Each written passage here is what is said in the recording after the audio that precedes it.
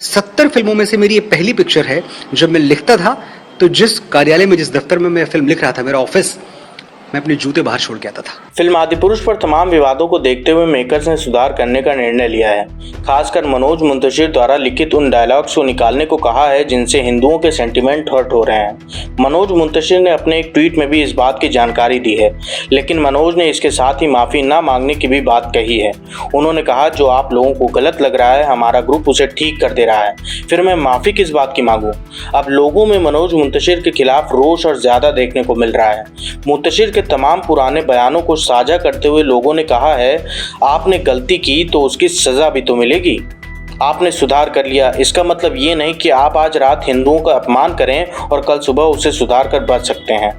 आपको सजा भुगतनी होगी या फिर माफ़ी मांगनी होगी। मनोज मुंतशिर के दोगलेपन के तमाम उदाहरण लोगों ने सोशल मीडिया पर शेयर किए हैं। फिल्म आदिपुरुष के प्रमोशन के दौरान मुंतशिर ने एक बयान में कहा, रामकथा फिल्म के लिखने के लिए मैं ऑफिस में जूते उतारकर अंदर जाता था।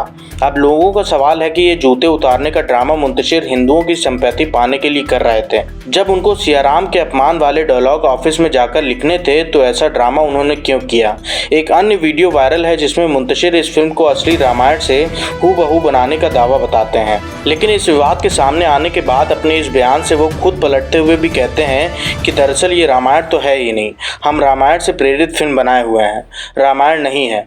तो सवाल है कि ऐसी कहानी जिसमें राम, लक्ष्मण, सीता हैं, हनुमान, रावण, विभीषण, मेघनाथ सब हैं, तो ये कहानी रामायण से अलग कैसे हो सकती है। जी न्यूज़ से बात करते हुए मुंतशिर ने खुद को निरुत्तर पाते हुए सवाल का जवाब निर्देशक से मांगने को कहा है।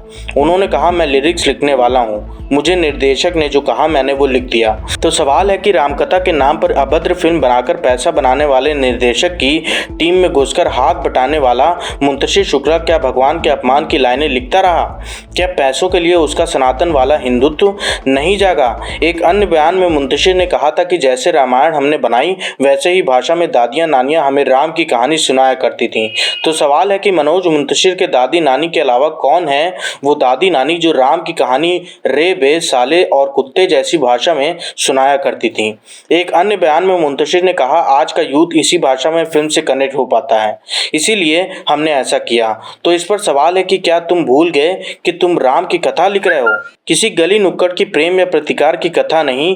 कम से कम तुम्हें सिया राम की मर्यादा, बजरंगबली के ज्ञान और रामकथा की सम्मानित भाषा का ख्याल तो रखना ही चाहिए था।